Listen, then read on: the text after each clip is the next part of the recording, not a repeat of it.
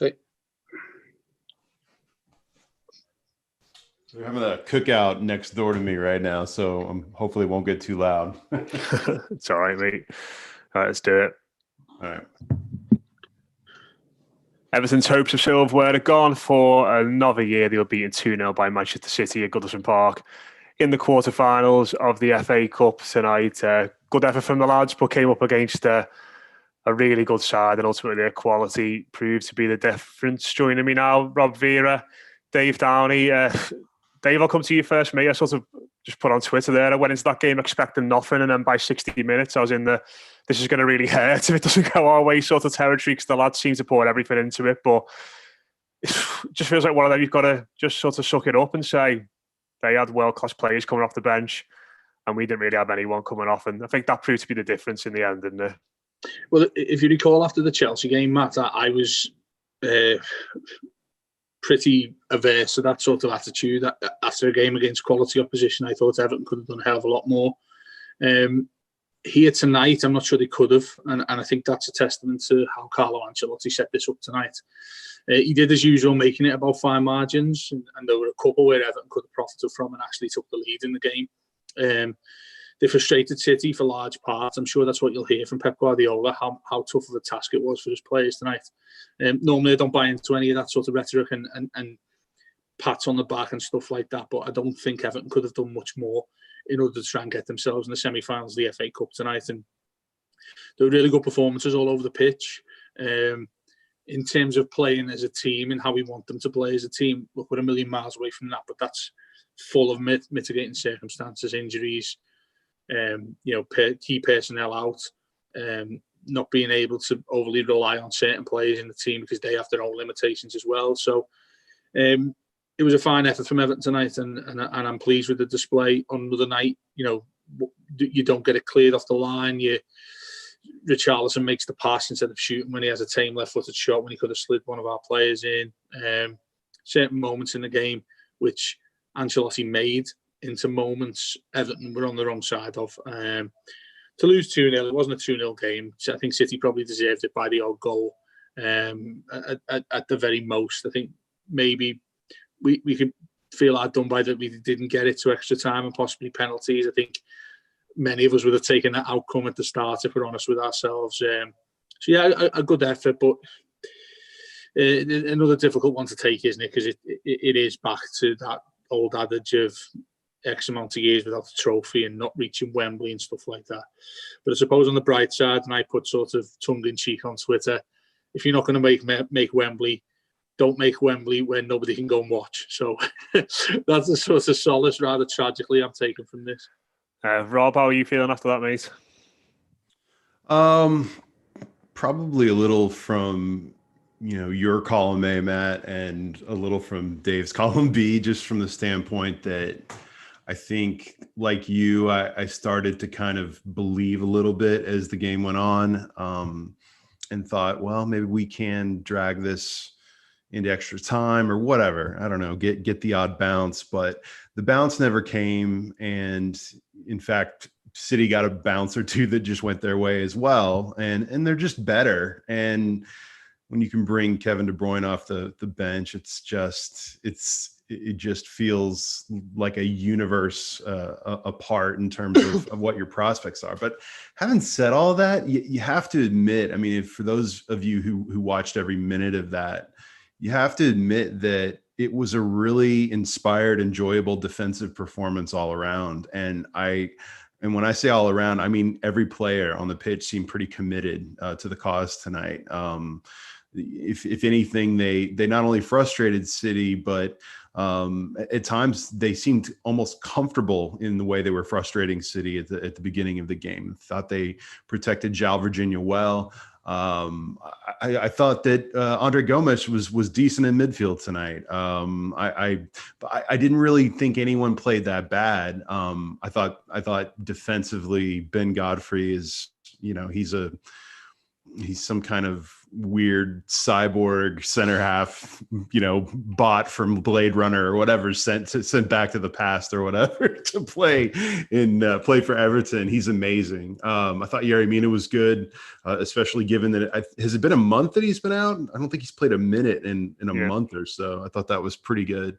But at the end of the day, I think you see that even if we kind of have one of those Renaissance nights where we're kind of like a David Moyes peak level Everton team in terms of the effort and all of those things, I just don't think we're there yet in terms of being able to convert that defensive effort into offensive transition, into final balls, into scoring. And until we can get there, these types of results are probably inevitable. But it was really hard to fault any of the effort tonight when you realize how much you're missing. You're down to your third goalkeeper. You're missing so much talent in James Rodriguez and Doucouré, who I'm becoming increasingly convinced is the one player we can't do without.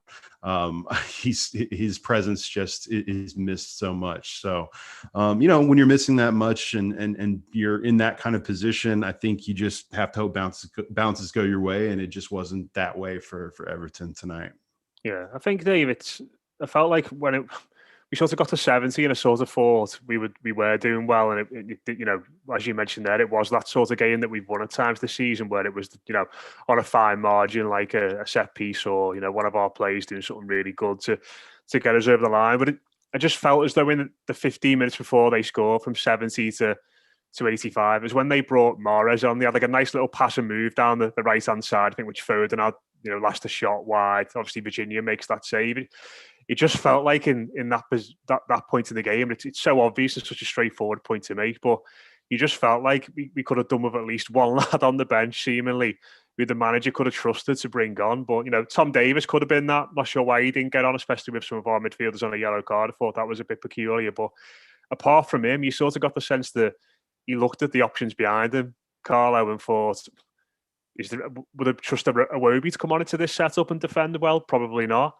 The rest of them are kids. The others, Michael Keane's a centre-back. You're not going to bring him in that position either. And, if you could even bring on like a Josh King there or a Bernard or, a James, if we're being a little bit greedy in that sense. But it just felt like they got to 70 and they did hit a bit of a wall.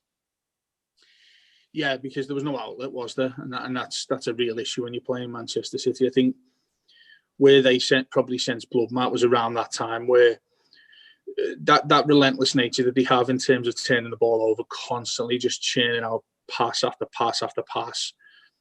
It felt a little bit attritional, which probably played into our hands a little bit. But then afterwards, when they regained their stride, there was nothing Everton could do about it. It was literally just a matter of time. I think from a City perspective, normally in those games, I think where Everton have found success is your opposition get frustrated by the fact they can't break you down.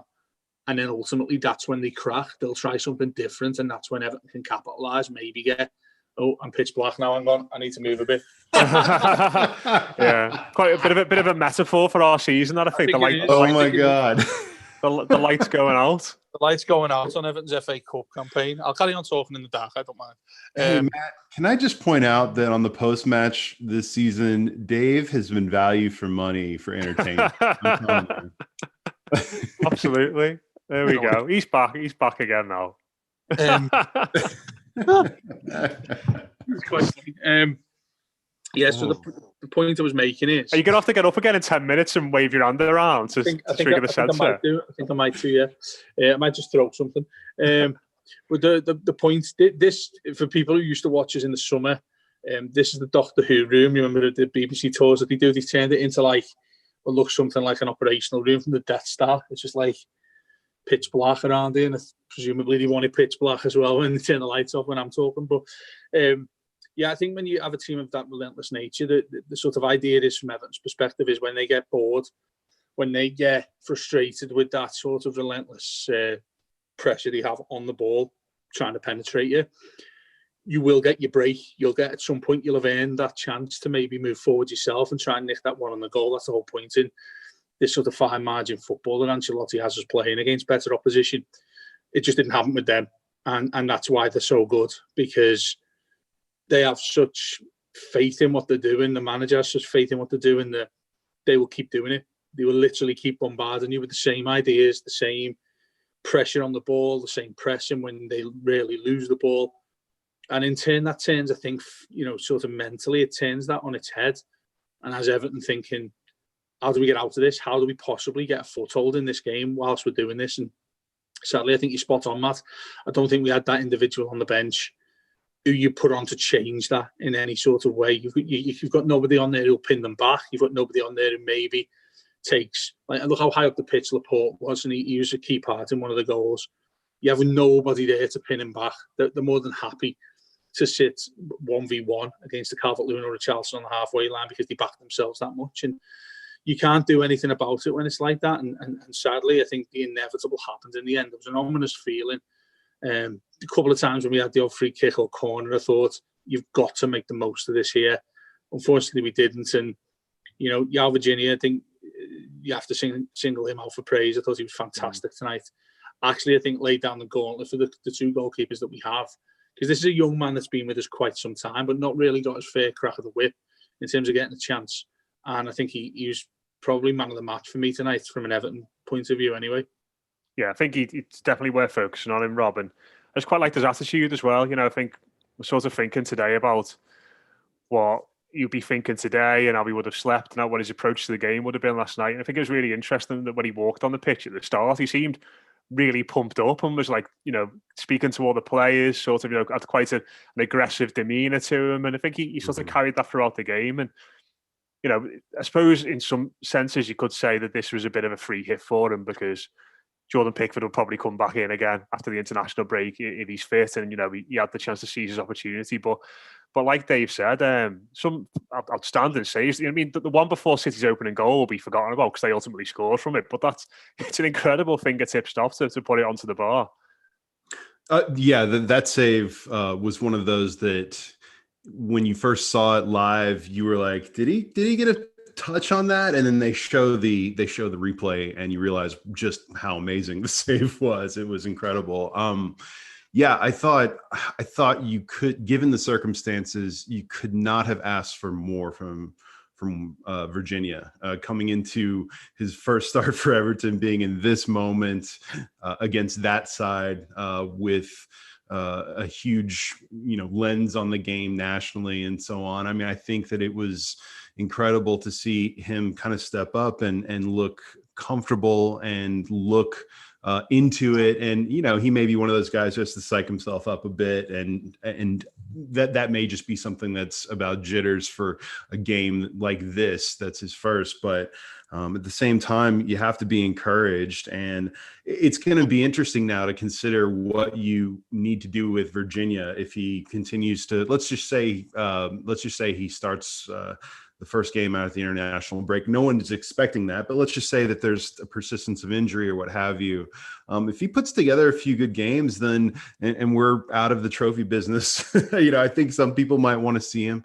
But at the same time, I think that the overall way that Carlo approached needing to protect Virginia and needing to kind of protect the box was really well done, and it was well thought out, and ultimately it was just a bit of a lack of luck at the end, and kind of the overwhelming quality of City that ultimately undid Virginia and undid us. But I thought he was outstanding. I think for Everton moving forward, they can look at games like this and realize that at times, as much as we talk about performance and wins, that you have to consider what performances and losses look like, and really use those types of examples to really point to what you're doing well, but what you're ultimately missing. And I think that with Everton, we've discovered this season that Everton are capable of playing a pretty high level defensive game in these types of scenarios where they're not going to have the ball a lot. They've won a lot of games against more offensively skilled sides doing that. But what they lack, and Dave mentioned this before, I think we all know it, is they lack quite a bit still in midfield. They lack quite a bit in terms of chance creation and some finishing and just things that ultimately have to get better. And when you play a team like City, that's going to be the best opportunity for you to see what that gap is and where you need to improve. And so I'm trying to be encouraged by today in terms of the effort, but also to kind of use this as a gauge to how far we still have to go. Yeah, just as well, Dave, one other player I wanted to mention briefly before we obviously wrap up tonight. Ben Godfrey, I think Rob mentioned there, as sort of being a robot from the future who'd come back. I mean, he gets a bit caught out for the second goal. I think De Bruyne obviously gets the run on him after the ball breaks down. But I thought just in general play tonight, up until that point, he was magnificent. He covered those channels which City play in so well with his pace and his reading of the game. And all of a sudden, you know, he's the one at centre back, having played a left back and right back earlier in the season. Since he's been moved to centre back, he's not really been moved out of that position, has he now? Obviously, it was Michael Keane that made way tonight, and it feels very quickly as though he's the fella that's going to play there with potentially few others around him.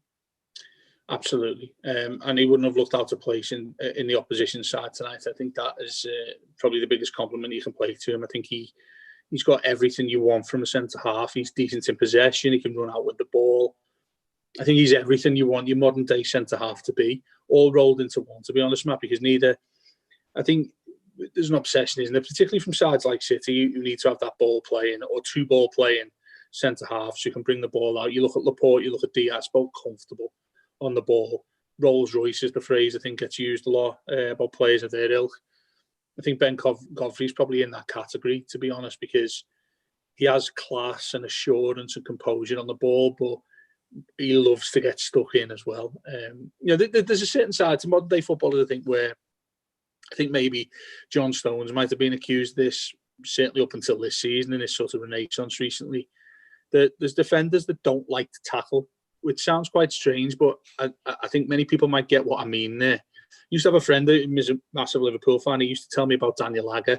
He was an excellent ball-playing centre-half, but hated to challenge. He hated the tackle. He hated sort of when it got to 50-50s and nitty-gritties. He was what he said was like a soft shoe player. He loved it when the conditions were nice and bright, pitch is immaculate, and he can bring the ball out and his side has 70-odd possession.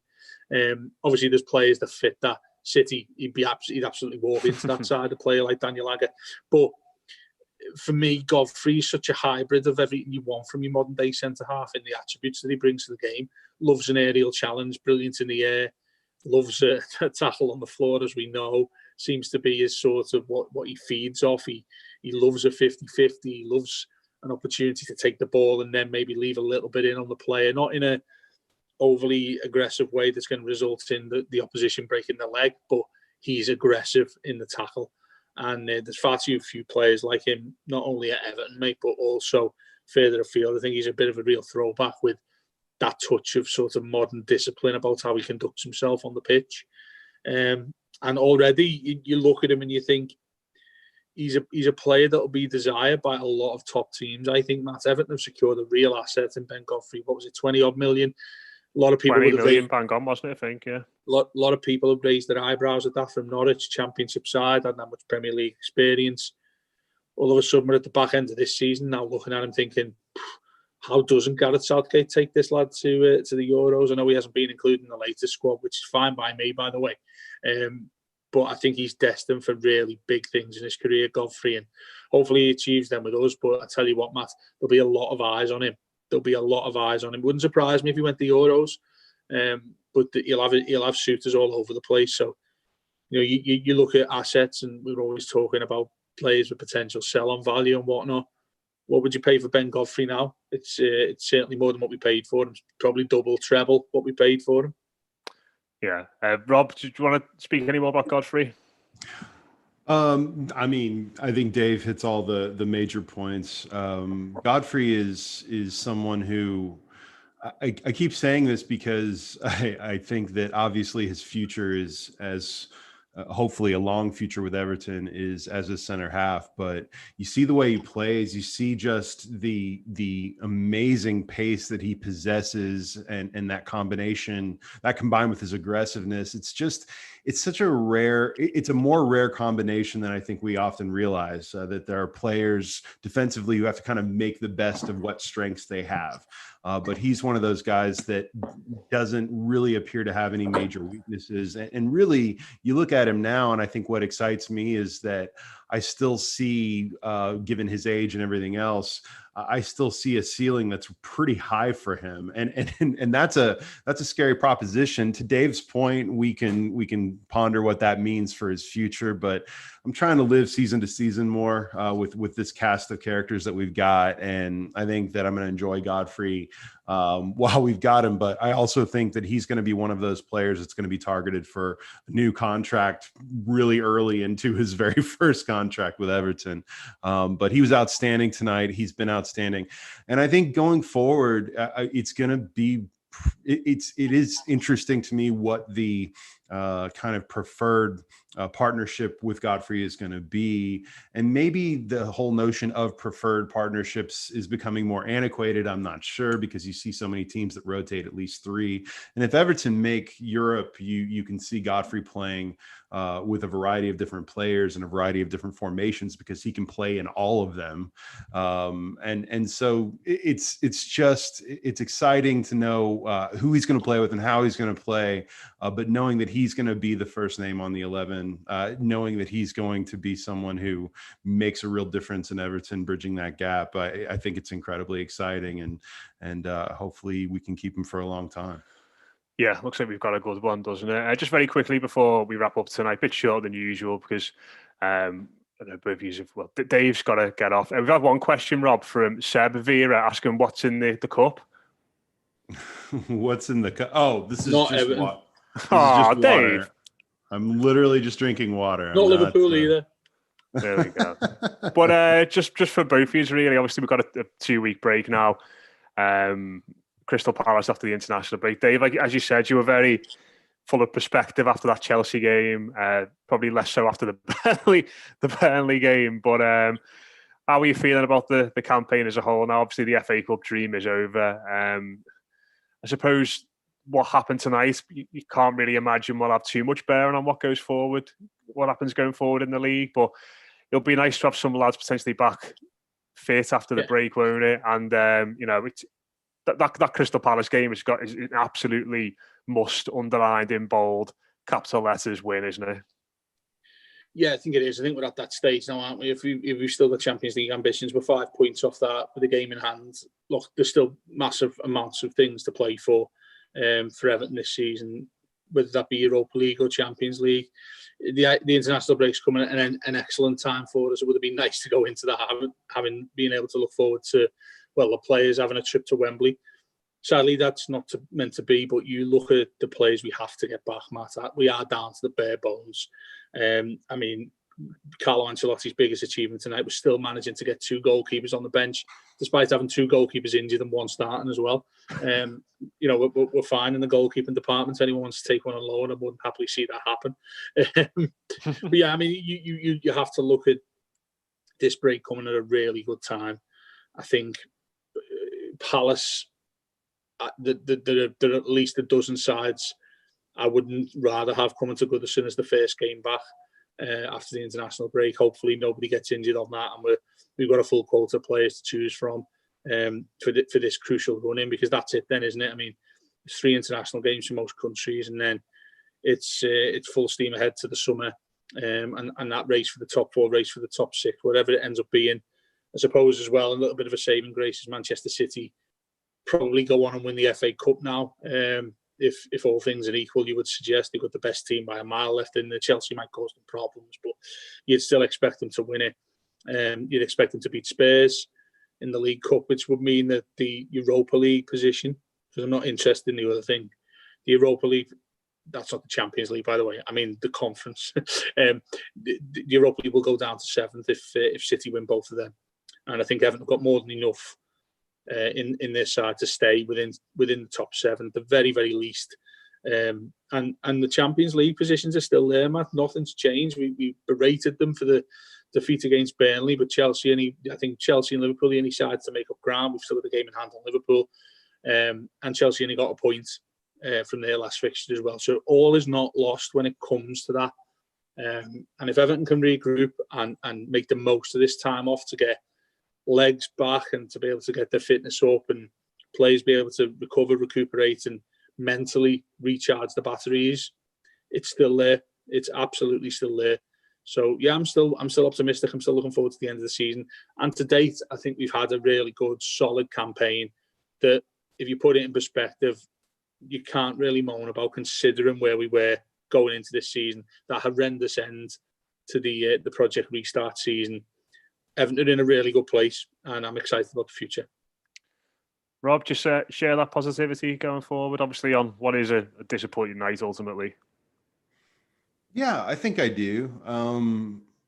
I think that I try to be kind of big picture, long perspective guy, and I think Dave pretty much nails it. That if you really consider all the factors, you consider the longer arc of time, this has been a pretty solid season given what we've been able to spend or not spend, or what, compared to some of these other sides. But I think we've made real progress. I know that the flaws and the areas of improvement and the areas of the pitch where we need to make additions, those things are pretty obvious, which that's not a bad combination to have, which is having a better season than the last, which hopefully we end in a position like that. And also knowing exactly what you need to do to address it, and having some potential avenues for bringing in some revenue from sales of players like Moise Keane and what have you. I mean, I do tend to think that Carlo Ancelotti, being this committed as he seems to be to this current iteration of Everton, the project, whatever you want to call it, and the fact that we're going to have money and a new stadium to go into. I mean, I think that I think you have to kind of keep that longer term perspective in there when you're evaluating where Everton currently is. But I'm like Dave. I'm ultimately optimistic about this thing, and I'm kind of like the players. I'm really looking forward to a nice break. But when they get back, I think I'll still have that same optimism going forward as well. Yeah, fingers crossed. I think they'll definitely benefit from a break. Obviously, we'll have loads of reactions to this week coming up on the Blue Room and the Blue Room Extra, and tons of coverage over the international break as well. But yeah, thanks very much for tuning in, whether you're watching us on YouTube, whether you're listening to us on the podcast tonight. Disappointment for the Blues in the FA Cup, but it is open that going forward, you can get that Premier League campaign back on track. Thanks very much for listening. We'll speak to you again very soon.